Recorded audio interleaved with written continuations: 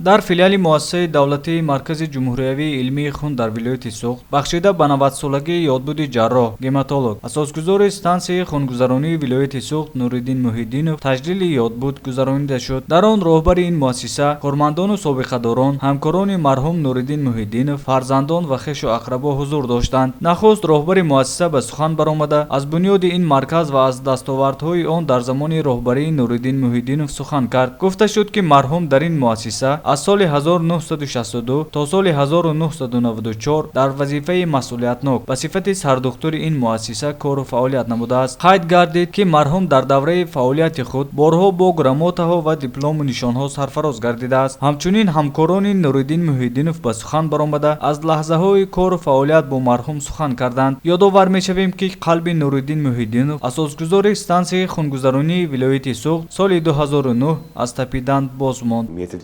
Тарбияшон ман бисёр маъқул ин методе ки маҷбур накарда фарзандро ба меҳнат ҷалб карданд. Яъне он кас ба мо намегуфтанд ки ман рафтам кор ба даст кор омаданам ҳамин кор шавад намегуфтанд.